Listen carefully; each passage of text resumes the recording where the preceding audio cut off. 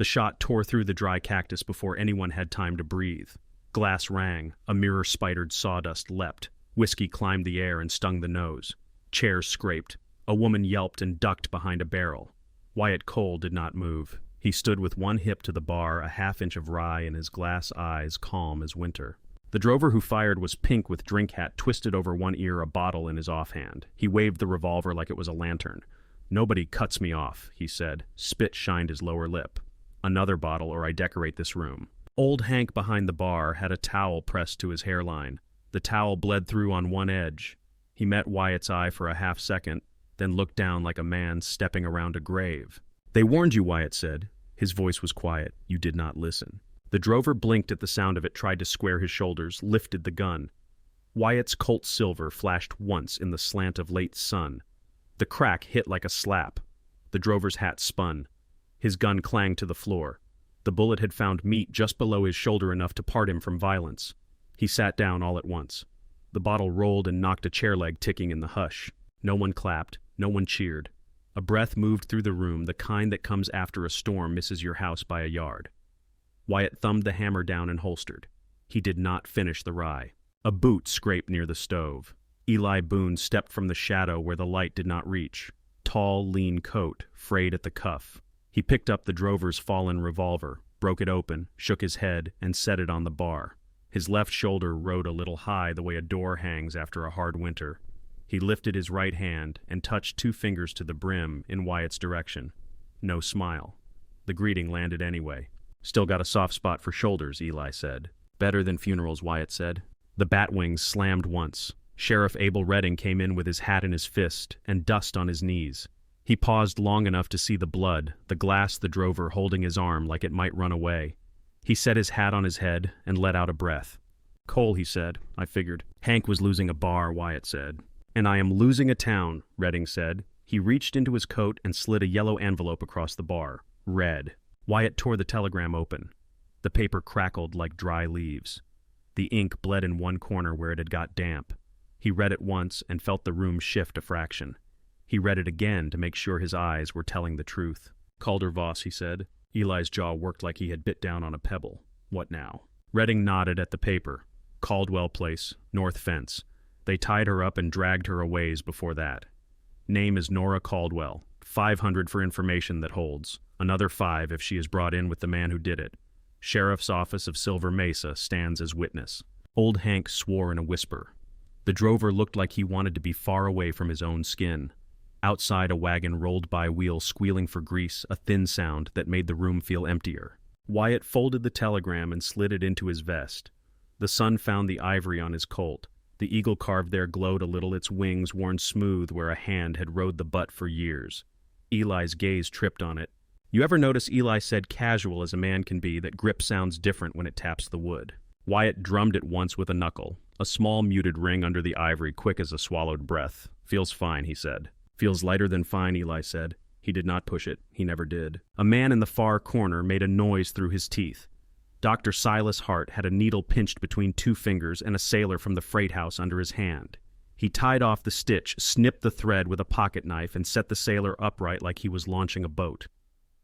The doctor's hair was iron and white. The beard closed the eyes, a late autumn blue that missed very little. He wiped the needle with spirits and dropped it back into a leather bag scarred by travel. "You reading me into something?" Silas asked without looking up. "North fence of the Caldwell," Wyatt said. "Voss left a woman on a post." Silas closed the bag with a final sound that had weight. "I ride if we ride now." Redding cleared his throat. "You boys are not the law." "You are," Eli said. "You coming?" Redding stared at the floor for a long second. "Voss eats law for breakfast," he said. "I can put cuffs on the man who holds the rope. I cannot reach the hand that paid for the rope." He took off his hat and set it on the bar, then picked it back up. "You do not hear me say go. I did not see you leave." Hank poured 3 fingers of rye into 3 glasses and pushed them without asking. Wyatt's went untouched. Eli threw his back and set it down knuckles white for the space it took to swallow. Silas swirled his once smelled it and put it down. The saloon went quiet in that peculiar way, all the stray noises stepping aside. Dust hung like lace. A fly drew a slow circle over the drover's hat. Boots pounded the boardwalk outside. A figure slammed through the bat wings and stumbled palms on sawdust. The man wore a Union Pacific cap and soot on his face. He had the look of someone who had ridden too fast to remember how to stop. "Message," he said, breath burning out of him. From Ash Hollow Station, Voss's riders took the Caldwell Road. They tied her to the north fence. The girl is still breathing. Wyatt put the glass aside. Eli took up his hat. Silas lifted the bag in one hand like a promise. The room held its breath again. Then the three men walked. They hit the heat like a wall. Outside the dry cactus, the street ran white with dust and thrown light. Horses shifted at the rail tails, flicking slow. Wyatt untied his black and checked the cinch by feel. Eli swung up on a roan with a quick wince he let no one see. Silas took the bay with the plain saddle and studied the sky as if it might give him a pulse count. They moved through Silver Mesa at a careful trot. Faces watched from porches. A woman with flour on her hands paused with her bowl tucked at her hip. A boy on a step leaned forward and counted the three men aloud under his breath. At the last building, Wyatt eased his horse to a canter and the others matched without talk. The Caldwell place lay out on the flats where the basin opened like a palm. Heat rose in visible shivers. Wire fence ran along the road tight and neat in long lines. Above the emptiness, a hawk worked a slow circle higher than the dust would let most men look. Wyatt pulled his canteen and took a careful mouthful. Metal and warm wetness hit his tongue. He swallowed without sound and handed the canteen to Silas, who did not drink. The doctor corked it and tied it back, his eyes moving over the land. They saw the drag marks, first a long gray smear where grass had been scraped thin. A hat lay caught in the lower wire, the brim crushed flat. A ribbon of fabric flapped like a tongue in the light wind. Then the fence post with the dark stain where it met the ground. Then the girl. Nora Caldwell stood with her arms run high and tied until her wrists swelled. Rope cut deep. Her dress was dust and ruin. Hair stuck to her neck. Flies worked the corners of her mouth and the half-healed scrapes across her cheek. She raised her head as the horses slowed, and her eyes found the three men without a flicker of surprise. Eli was off his roan before it stopped. He slid a knife under the first rope and made a clean loop. Wyatt got the other and cut low so the line would not snap her arms back. Silas stepped in and cupped her elbow steady but not possessive. "Friends," Wyatt said. Her voice came out torn. "He'll come back." "Not if he's busy dying somewhere." Eli set his gaze on the ridges. "Hold still." Silas caught her hands as the last rope parted. The sudden pull of blood brought a wash of white across her face. He eased her down along the post and checked her pupils with a quick thumb and forefinger. "Sip," he said, and put the canteen to her lips. She drank, coughed, and turned her head away after 3 swallows. He nodded approval. "Name," Wyatt said. "Nora," she whispered. "Caldwell." Something like relief crossed the doctor's face. "Good," he said, answering and refusing. "That is a sturdy mix." A rifle cracked from the ridge where a mesquite threw thin shade. A splinter of fence jumped, screamed, and dropped. Wyatt put himself between the post and the ridge without thinking. Eli took 2 long steps out into the open, planted his boots, and squeezed. His shot ticked a rock halfway up the slope and got a man's head down fast. Silas put Nora's head against the post with a folded coat and made himself narrow. More shots came. Dust kicked up hot on cheeks and eyes. Eli fired twice more, each time small and deliberate. Wyatt cut the last of the rope away from the post, got an arm under Nora's knees, and lifted her. She was lighter than he expected. A curve under his hands told him what eyes had not needed to see to know. She made a small sound and bit it off. "On," he said, and put her across his saddle so she could brace against the horn. Silas climbed up on the bay and reached for her with one hand. Wyatt swung into the black with his free leg and gathered the reins. Eli backed away, still sighted, walked his roan backward to keep his body between the ridge and Nora as long as there was ground to give. The men on the ridge took shots that lacked nerve. Fear makes hands fast and loose.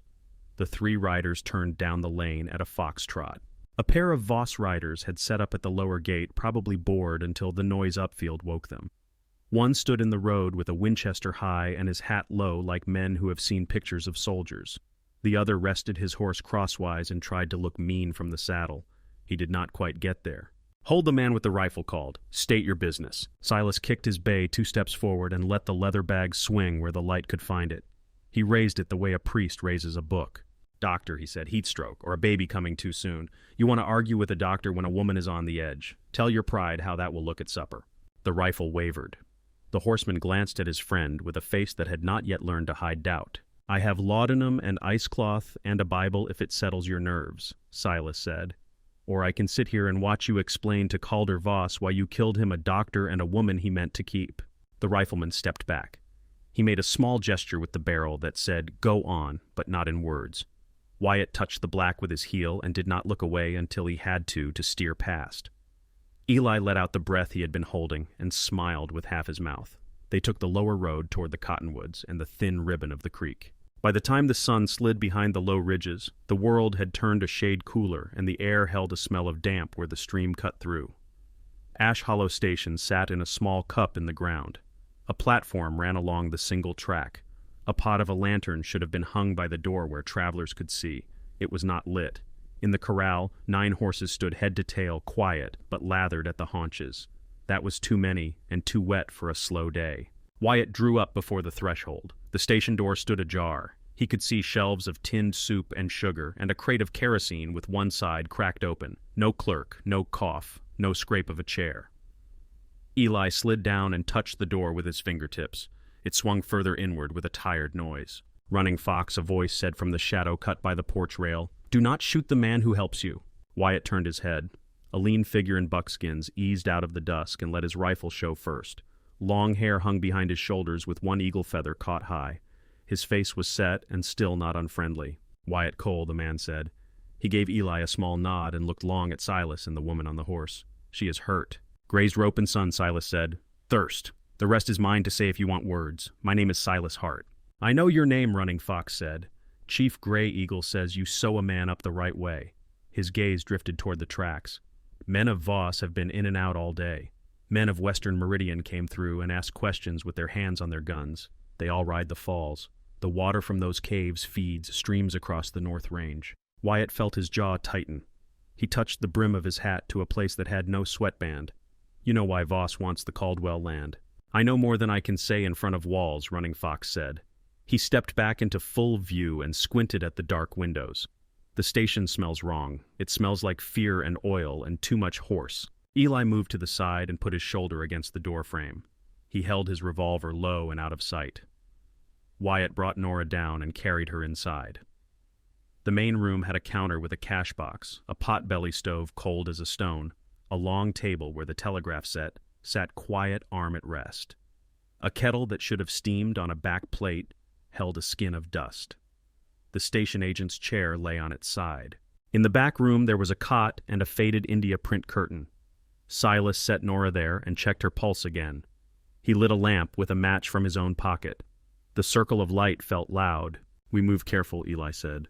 Running Fox slid to a narrow window and peered into the yard. His hand made a quick sign that said 2 riders down by the water barrel. He did not raise his voice. Nora opened her eyes. Light made them dull, and then gave them depth again. She reached for Wyatt's sleeve as if the motion were older than thought. Her fingers caught his cuff and held. "Why were you tied to your father's fence?" he asked. He kept his tone even. Silas peeled linen from her wrists with a gentleness that did not look like the same hands that had dug bullets. "Because Calder Voss owns a ring of men, and he wanted them to watch me break," she said. The words cost her, and she paid. "Because I went down into a place I was told not to, and I heard something." She closed her eyes and listened inside herself to remember it. The ground sings under that pasture. It is not dry like it looks. It is talking. Talking how Eli asked. "Like a river where there is no river," she said. "Like 100 voices behind a wall." She swallowed. "My father knew. He kept a map in a case locked in the bottom drawer where the church papers lived. Voss came with papers and a smile and lied in front of God. After that, nothing in the house felt safe." Silas cut the last knots and wrapped new bandage strips around her wrists. The skin under the rope was raw and showed a pulse. He looked satisfied with the way the cloth lay. A shot came through the window and took the lamp off the crate it sat on. Fire and glass flew. Silas had a hand over the flame before it could find the spilled kerosene. Wyatt pulled Nora off the cot and rolled with her behind the stout table wood, biting into his shoulder. Eli fired twice through the dark low and to the left where a man would drop his knee. Running Fox put his eye to a knothole and put a bullet through it a heartbeat later. Someone outside cursed in a voice too young for this work. More shots. The stove rang like a bell and a tin can of peaches danced down the shelf. The smell of hot iron and old syrup climbed into the air. Silas grabbed his bag and kicked at the India print curtain. It dragged aside to reveal a square of floor worn smoother than the rest, a rug where no rug needed to be. "Root cellar," he said. He dragged the rug with his free hand and found the iron ring. Eli covered the door while Wyatt got the trap up. Cool air breathed out of the black below, wet and loamy. "Down," Wyatt said. Running Fox went first and took the rifles. He lowered himself with his toes, finding purchase without sight. Silas handed Nora to Wyatt and then slid after with a grip that looked too strong for an old man. Wyatt followed with Nora in his arms. Eli came last, one hand on the ring and one on his gun, and pulled the hatch shut with a sudden quiet. The cellar smelled like potatoes, old boards, and the faint sweetness of things that want to live underground. Dirt walls wept a little. Wyatt set Nora against a stepped shelf and felt her breath on his wrist. Silas struck another match cupped in his palm and found the low tunnel at the far end where a draft played with the flame. Running Fox put his body in first elbows and knees and pulled along with the ease of a man who trusts the dark more than the light up above. They moved by touch. The tunnel was tight enough to keep men honest. Shirts rasped on earth. The small stones were cold against knees. Somewhere above them, men walked on boards and shouted lies to one another. The sound came down in fragments. The tunnel broke out in a dry wash that had seen water 2 months ago and would see it again if the clouds took pity. Night clung under the cottonwoods. Running Fox rose out of the ditch like the ground had made him. He scanned the bank and showed his palm. Clear. They went single file under the trees and followed the wash where it ran north. Crickets worked. A night bird called from a ruined fence. The stars came on one by one in a sky washed thin with heat. Eli's breathing set the pace and even draw and release that said the fall he took earlier had cost him, but not put him in the book yet.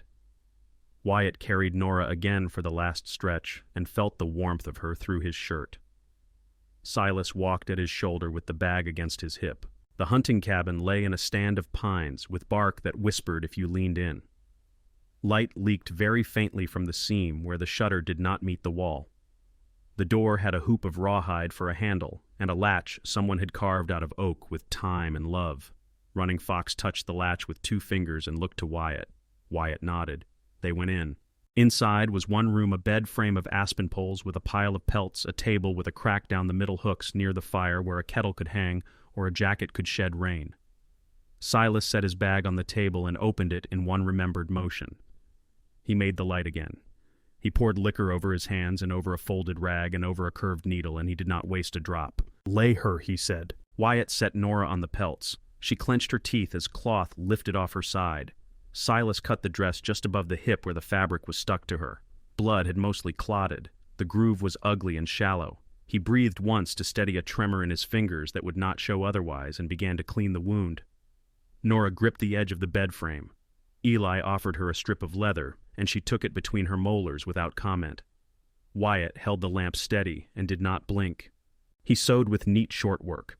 2 stitches, then 3 more. He tied with a small tug and cut clean. He dressed the seam with a salve that smelled of wintergreen and lard and something bitter he did not name. Running Fox stood at the door and watched the tree line.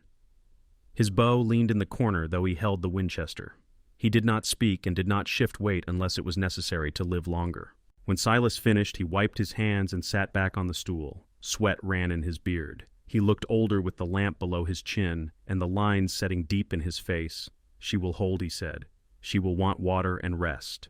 Nora spat the leather into her hand and lay back. Her eyes cut to Wyatt like magnets.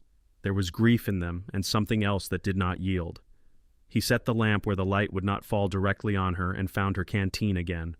"Slow," he said. She drank without rushing. He took it away before she had to push it back. She made a sound like a laugh, and a cry had a child. Eli propped his back on the table and let his left shoulder hang. He lifted his right hand and tested his fingers one by one until he was satisfied with what came back. He gave the room a half smile. Running Fox spoke without turning. "Men of Western Meridian have a camp by Pinevale Falls," he said. "They stare at the water and pretend not to see the men of Voss in the trees above them. Chief Gray Eagle says the water from those caves is life. He says the white men have found it and call it property." Silas corked his bottle and shut the bag with a firm snap. He gave Wyatt a look he did not need to put words to. Wyatt breathed out slow. The lamplight found the eagle on his colt again and made the wings shine. He tapped the butt with his knuckle and heard the small muted ring. Eli heard it too and said nothing. Wind passed across the pines and brought the smell of the creek. The room exhaled with it. Nora closed her eyes for a few beats, then opened them. The strength in the look surprised even her. She lifted a hand. Wyatt leaned in so she would not have to spend herself. "It is not just water," she said. "It is not just water," Nora said. Her voice had a grain to it wrecked by the day, but the words were clear. She looked at Silas first, as if counting on him to hear the shape of a wound even when it was not made by lead. Then her eyes moved to Wyatt. "My father used to take me out before first light," she said. "We would sit by the pasture and listen.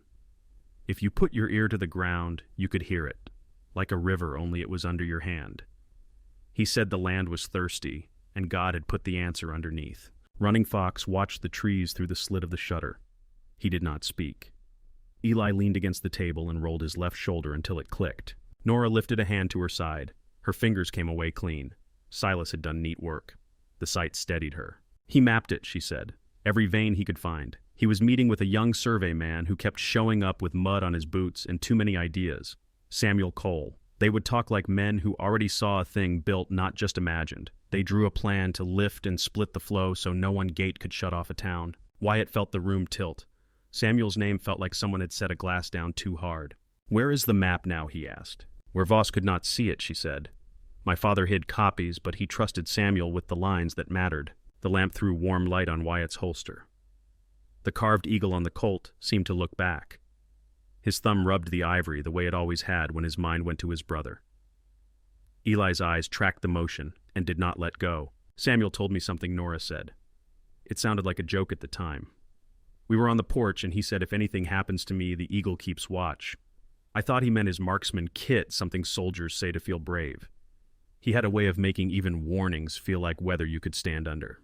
Silas reached for his bag without comment. He set out a thin surgical blade that had cut through shirts and boots and pried. He looked at Wyatt's hip. Wyatt got the Colt on the table. It lay there like an old truth. "I will not ruin your grip if there is nothing there," Silas said. "Find it," Wyatt said. He turned the pistol so the light fell along the ivory. The carving was fine, the wings detailed enough to catch dirt in the grooves.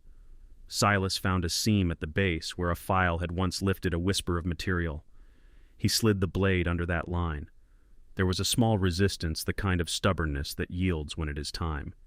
The plate eased up with a soft click. The smell of oiled cloth came up from the hollow. Silas drew out a tight roll dark with age and handled carefully once, maybe twice. He shut the blade and set it down with the respect a man gives his own hands. Wyatt unrolled the cloth. The first layer stuck and then let go. Ink and lines and small notes made in a neat hand took the table. Eli came in close. Running Fox turned from the door enough to see the shape of what lay there. He did not cross the room. He did not have to. He could read the way Wyatt's face changed. The map had the bones of the basin, the pasture and the ridge and the feed draws that a cattleman knows by foot. Under that was the true body. Channels shown in fine pencil dark lines where they braided notes on pressure and rock. Symbols marked openings that could take a man. At the edge, smaller sheets showed cross-sections with measures in feet and head. Silas lifted the second page and whistled once under his breath. There were sketched gates with figures that made sense even if your fingers had never set a rivet. Flow split into shares. Spillways made to return water when a gate stayed shut too long. There were names for towns that had not been born yet, and a line drawn to the north labeled Lakota streams. Running Fox's gaze locked on that last mark, his jaw set in a way that said something private and ancient had just been heard. Nora reached for the cloth and touched it with the back of her nails so she would not smudge it. "They worked by candle on that at our table," she said. "I fell asleep in the chair once and woke to find Samuel carrying me to my room. I pretended to still be asleep so I could listen to them go on. He said water should behave like air and that you should not have to buy your share of it with your soul." Wyatt folded the edges back over the stack and slid the bundle into the hollow of his duster. He pressed the ivory plate into the grip again until it clicked. He rapped the butt with a knuckle and heard that small, washed ring. "Western Meridian has men at the falls," Running Fox said. "If they came with kegs and drills, they came to make the earth bleed." "Can you get word to Willow Wells?" Wyatt asked. Running Fox nodded. "There is a telegraph and a man who owes my father salt and tobacco. He will send what I say before he exhales." "What will he send?" Eli said. "Tell Western Meridian their partner is selling to Transcontinental," Wyatt said. Tell them Calder is breaking their share and there is paper to prove it. Their man Pike will ride to keep his own throat." Running Fox did not smile, but there was a look in his eye that could have been pleased. He took the back window instead of the door. His shape blended into pine and shade, and then into nothing. Silas closed his bag. Nora needs an hour on her back without men deciding things over her breath. She can rest on a horse as well as any bed if the horse is steady, Nora said. She tried to push herself up and gave up a fraction of the way. Pride rearranged itself into sense. "I will close my eyes. You can move without me for a little while." Wyatt pulled his coat to the side and took her hand. He set it back down on the pelts in a place where it would feel heat. Eli eased himself to the door. They left when the light had turned thin, and the air had a clean bite under the heat. Running Fox's sign at the edge of the trees told them the station yard was clear, and a scout had taken interest somewhere else. Eli set a slow pace that would not open stitches. Silas rode with one hand on his bag and one hand ready to take a wrist and check what it said. They came up on Pineville Falls from the north saddle where mule deer cut through at dawn. The falls dropped out of a slot in the rock and spilled a white veil into a cold basin that threw mist as fine as breath. Ferns and slick stone made a small pocket of another world. To the right, a trail ran down to the worksite Western Meridian had set. There were 2 canvas tents and a crate of fuse that someone had left with the lid open. The smell of powder sat like a thought no one wanted to think. Lakota braves showed in the trees the way quail show when they want a hunter to keep walking. A sleeve, a shadow, the lift of a feather, then nothing. Running Fox waited near a spruce with bark flaking in long strips.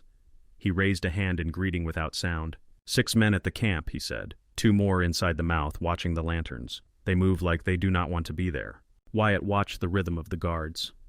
One yawned too long. One looked up the falls and not out at the trees as if what was behind the water mattered more than what was beyond his own hands. "We come on them from both sides," Eli said. "No heroics." Silas stayed with Nora in the shelter of a stand of young cottonwoods. He took the rifle and rested it on a branch just high enough. He did not pull the hammer back. His eyes were soft and calm and wide awake. On Wyatt's signal, Running Fox put an arrow into the dirt by a keg near the tent. It made a soft thock that turned 2 heads.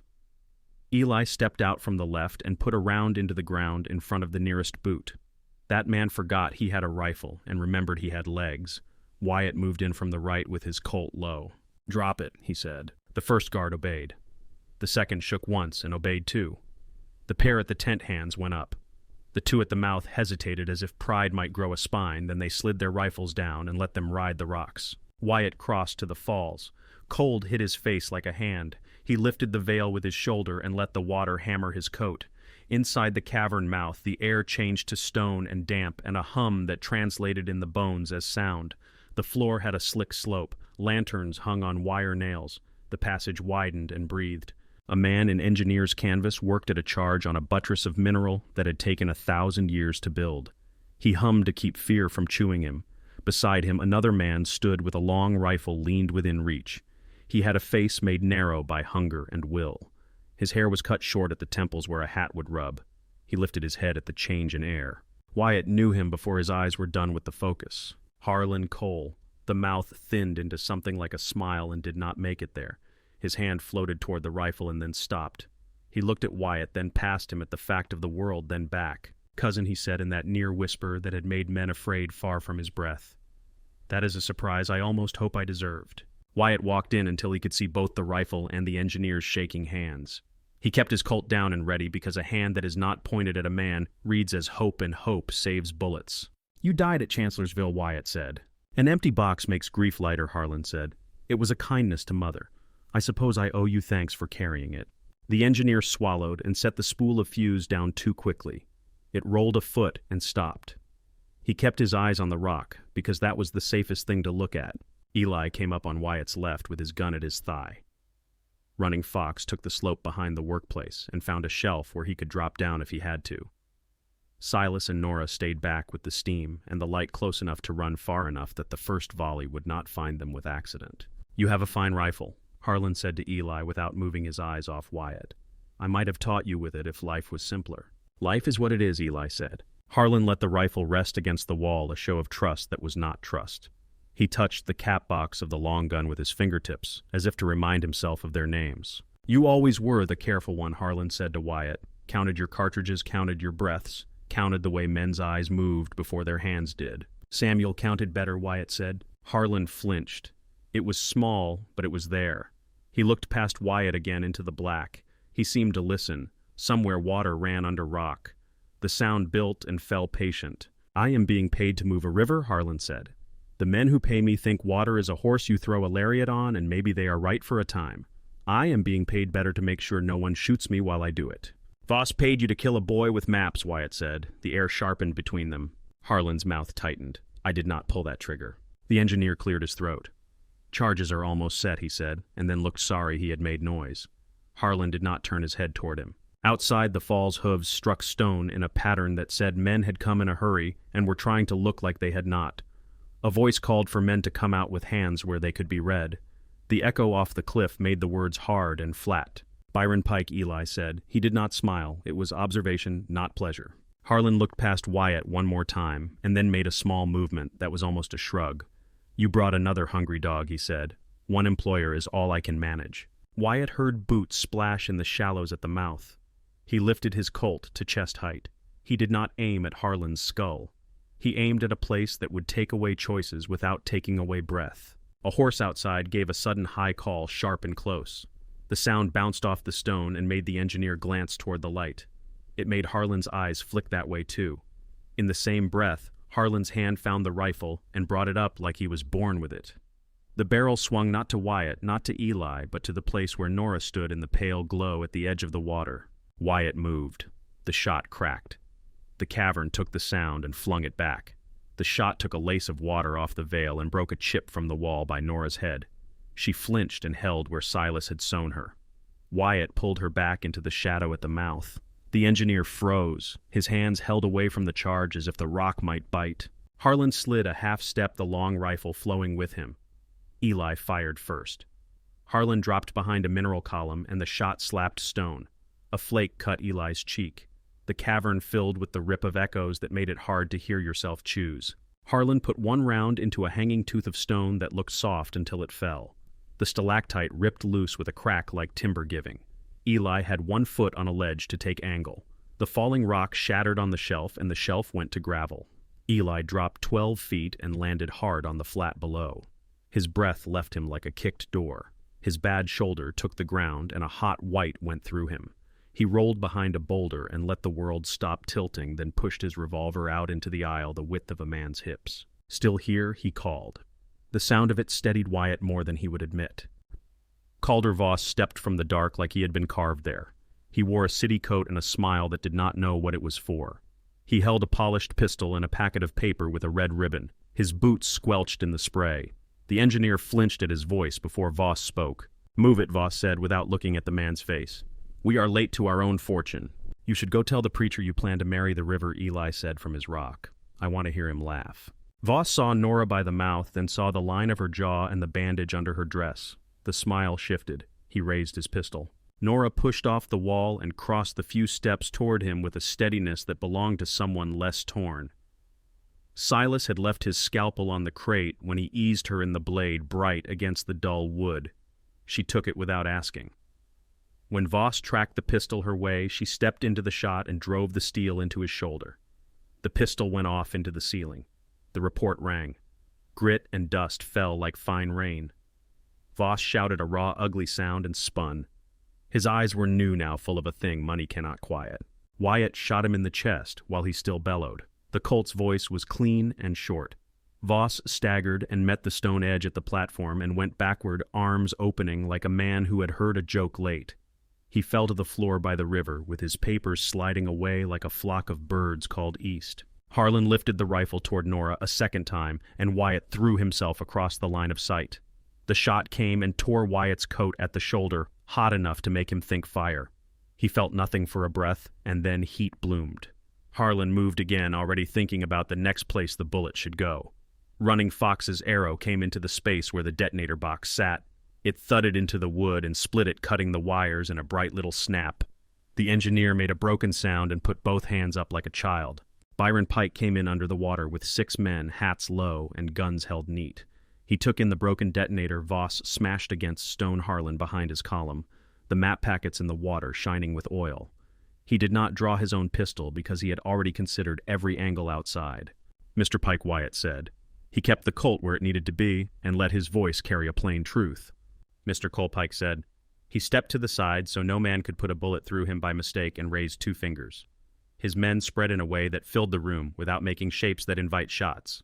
Harlan angled the rifle toward Pike by habit, then changed his mind and eased the barrel down. He looked to Wyatt not for permission but for measure. "You have made a mess," Pike said, "the kind that stains a very expensive table." "Your friend made dishes of dynamite," Eli said. He levered himself up and his face went gray with the effort. "We set the table proper." Silas had Nora back by the mouth, one hand pressed to her side again and the other steadying her. He was pale with anger and work. He kept his voice in a small space where it would do the most. "Mr. Pike," Wyatt said, "you can point your men and we can see who is faster, or you can look at what you came to steal." "I came to protect assets," Pike said, then looked at Voss on the floor and allowed the corner of his mouth to admit loss. "Some assets are less dependable than ledger lines suggest." Wyatt nodded toward the table by the inner wall where Silas had laid their lamp and instruments. He set the Colt down, within reach. He took the oiled roll from his duster and set it out. He did it without flourish. The ink caught the light like water catches moon. Pike looked. He let himself. He saw the main chamber as lines on paper saw the ways a man might split the flow and hold back greed with math. He said nothing for a long time. Running Fox watched the men from Western Meridian without blinking. In the trees beyond the veil, shapes watched too. Feathers and faces and bows drawn enough to make wrists hum. Pike felt that attention like cold on a hot day. He did not turn around to see it. His men fidgeted and stopped when they saw his hands were still. "That design limits dominance," Pike said. "It is an obstacle to priority use." "It keeps towns from dying," Wyatt said. "It keeps your company from buying the whole sky over one valley." Pike closed the roll with his fingers, not roughly, not tender either. "There is law for water," he said. "There is also law for killing people," Silas said. He did not raise his voice. "Some of those papers in Voss's coat have signatures at the bottom, you know." Pike looked at Harlan finally. Harlan looked back with nothing he trusted showing. "Where is your sympathy today?" Pike asked him. Harlan smiled with one side of his mouth, in its usual grave. Nora stood straight, though the dressing pulled. She stepped to the table. Her face was as steady as it had been on the fence except for the life that lived under her hand. "Share it," she said. "Set a board that answers to the territory and the Lakota and the Caldwell land and your company. Build Samuel's gates. Write it now in front of everyone with a gun." Pike looked at her like a man hearing a tune he had not expected to be stuck with. He opened his mouth to shape refusal, and then closed it when a shadow moved outside. The outline of a headdress cut across the light for a breath.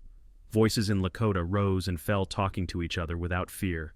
Pike reached for a folded sheet in his pocket and a pencil. He wrote. The scratch of graphite sounded like a small animal in dry grass.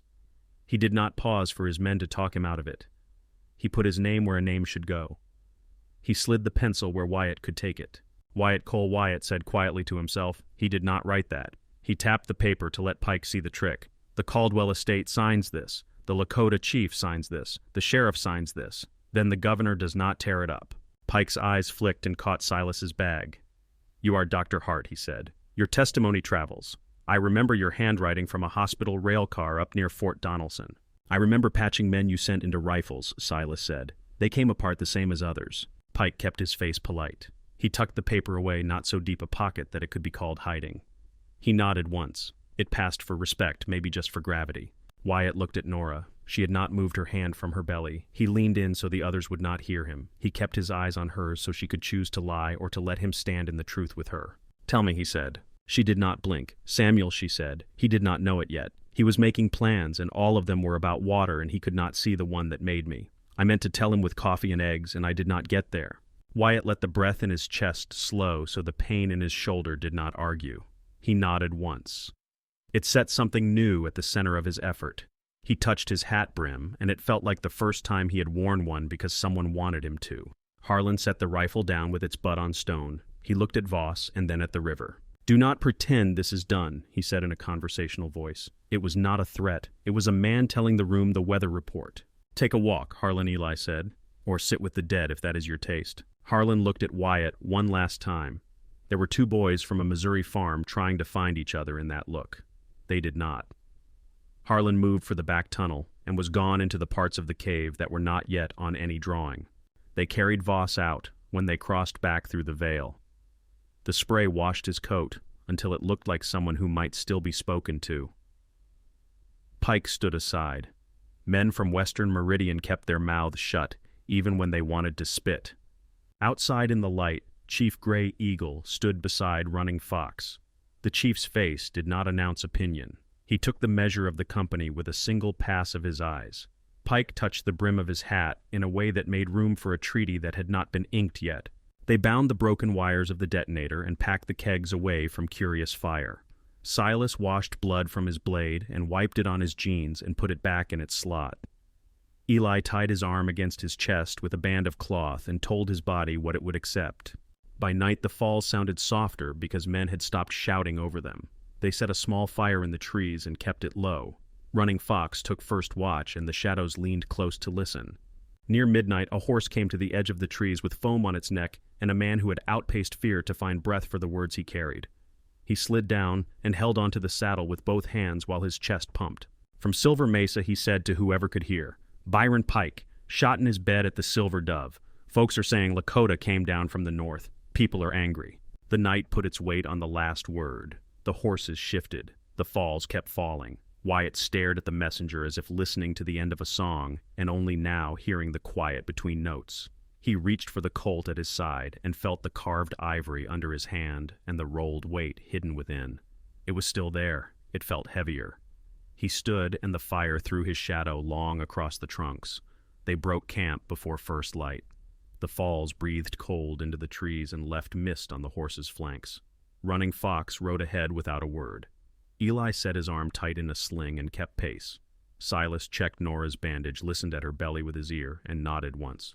Wyatt tightened the cinch on the black and felt the ache in his shoulder find a place to live. Silver Mesa watched them pass in a hush that felt like prayer. Sheriff Redding waited at the edge of town with a fresh horse and a face that had not slept. He fell in with them without asking for permission. By late day, the road gave way to the broad street of Santa Fe. Flags moved in a slow wind. Heat sat on adobe like a held breath. Governor Ephraim Kincaid received them in a room that smelled of oil and dust and ink. He stood with the stiffness of a cavalryman who had learned to carry pain like part of his uniform. Silas put his medical bag on the table and set out what a court respects. Spent lead. Stitch thread stained brown. A shard from the detonator box with wire ends bright and clean. He spoke names and wounds without heat. Redding laid out papers taken from Voss's coat memos with neat signatures that curled in a way bankers favor. Nora sat upright with her hands calm in her lap. When the governor asked, she stood and gave her account in plain words. She did not tremble. When she said Samuel Cole's name, the room felt closer, not smaller. Wyatt unrolled the oiled bundle and spread the maps and designs on the governor's desk. Kincaid leaned in with both hands and let his eyes move. His beard hid his mouth, but not the change in his breath. "Western Meridian will fight me," he said. "You will have company," Silas said. "Men who remember what you did at Missionary Ridge, and a doctor who can put his name under a line." Kincaid's lips bent. He rang for a clerk. The clerk appeared with paper and a stick of wax. The governor wrote in a tight hand and did not stop until his thoughts had taken shape on the page. He signed, then sealed with a clean press. "The Sagebrush Basin watershed is now a protected territorial resource," he said. "A board will govern it. 4 seats, the Lakota, the Caldwell Estate, Western Meridian, the territory. Samuel Cole's designs will be the plan of record." Chief Gray Eagle entered at the invitation on the door in the dignity of a man who needs none. Running Fox stood a step behind. The governor read the order again aloud with care for every word. Gray Eagle listened as if he were giving the sound to memory. He placed his mark next to Kincaid's seal. Redding signed. Nora took the pen and wrote her name steady and full. Kincaid set the pen down, then picked up a box from his desk. He opened it and held out a silver star. The badge caught a square of sun and made a small white light on the ceiling. "The territory needs a marshal in the basin," he said. "A man who can face hired guns and not blink." Wyatt looked at Nora. She did not speak. She did not need to. He took the badge in his right hand. It was heavier than it looked and cold and simple. He pinned it above his heart. "I will choose my deputy," he said. Kincaid nodded. "Name him." "Eli Boone." "Done." "Lakota representation is equal," Wyatt said. "No seat can outvote the water." Kincaid's beard lifted. "Put that in the rules you write for them, and I will sign those too." On the balcony outside the office, the city ran on in its own music. Wagons creaked. A bell marked the hour. Nora came to the rail. She braced her hands and breathed. Samuel saw this, she said. He drew it, Wyatt said. Now we build it right. She turned to him, the set of her shoulders strong, the light on her face softer than any lamp. He did not make a speech. He did not make a promise he could not see. He asked, "Marry me, Nora." Her smile rose slow and sure. Yes, Marshal. They rode back with 20 militia and a writ that made men listen. At Pinevale Falls, Western Meridian's foreman read the order aloud with 2 fingers under the lines to keep his place. He handed the paper back and told his men to lift the kegs and fold the canvas. No one cursed, no one had to. Redding posted the notice at the Dry Cactus and on the station door at Ash Hollow. Folks gathered to read. A woman with flour on her hands cried without hiding it. Under the cottonwoods, Chief Gray Eagle and Kincaid shook hands like men who do not expect affection but recognize weight. Silas took off his coat outside a small storefront in Silver Mesa and hammered up a plain sign that read, Dr. S. Hart. Eli stood under the shade and watched the street with a look that said his bones were not done with truth. He touched the star that was not on his coat yet and nodded when Wyatt held his eyes. Nora's house stood where it had always stood. Bones of a porch, a door that needed planing. The old desk waited in the corner. Wyatt laid the Colt on the wood. He opened the grip with the knife and set Samuel's papers inside for a moment so he could feel the weight the way his brother had. He closed it again and heard the soft click that had started all of this in his head. He holstered the gun and the eagle rested against his hip. They walked out to the pasture at dusk. The heat let go. Crickets started. When Nora knelt and put her ear to the ground, Wyatt knelt beside her. The earth was warm through the fabric. He listened. Sound came up through soil and root, a low run, a patient voice. He could hear it. He put his hand on Nora's belly and felt a small movement inside her answer his touch. He looked up. A hawk made a wide circle in a sky turning the color of copper in a fire. The falls spoke on steady and sure, and the basin held the cool like a cup filled to the lip. Thank you so much for listening to today's story. If this story resonated with you or made you reflect, I'd love to hear your thoughts, so feel free to share them in the comments below. And don't forget to like, subscribe, and hit the notification bell so you won't miss the next story.